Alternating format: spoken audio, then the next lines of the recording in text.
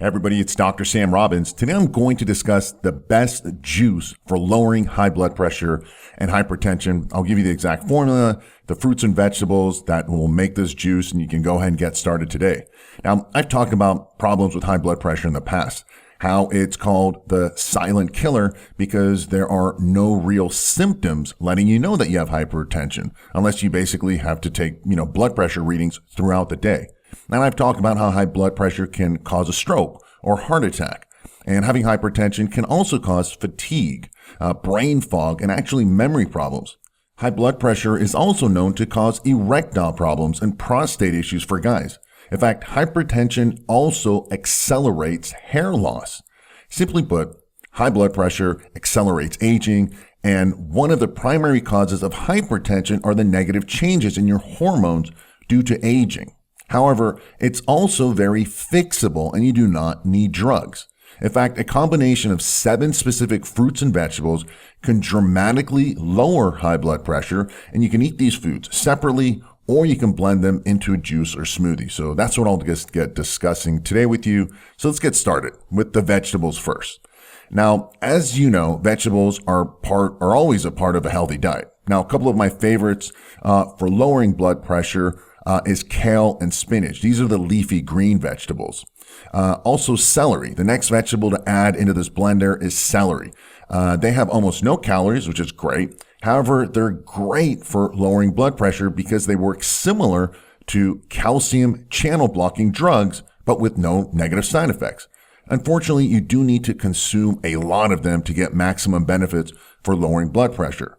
And for this reason, I actually take a special form of celery seed extract in a pill at 300 milligrams daily, which is the equivalent of taking 50 pounds of celery stalk daily. So it does all the benefits, and it's also clinically proven to work. It's easy and convenient. Next vegetable are tomatoes, and tomatoes contain lycopene, a substance found in the tomato seeds. It helps lower blood pressure and cholesterol, so it's got a double benefit.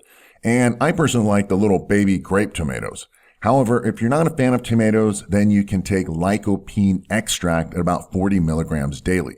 Next are red beets. This is the last vegetable I recommend because they're just high in nitric oxide, which helps open and expand your blood vessels and thus helps lower blood pressure. This is similar to how amino acids such as arginine and citrulline work. And you can eat beets, of course, you can roast them or whatever. And you can also have beet juice. You can mix that into the blender with all these other vegetables. So let's go on to the fruits. Out of all the fruits, I think berries are one of the healthiest. Their thin skin allows more nutrients to be formed from the sun, and thus they're high in flavonoids. Blueberries, raspberries, and strawberries are very good. However, one of the most powerful by far for lowering blood pressure are hawthorn berries. Unfortunately, hawthorn berries are hard to come by and they're not as readily available at the supermarket as the other berries. So I actually take the extract form of hawthorn berries at 900 milligrams daily. Again, it's easy, it's convenient, it costs a fraction of the price of buying the actual hawthorn berries. Of course, the hawthorn berries do taste much better than taking a pill.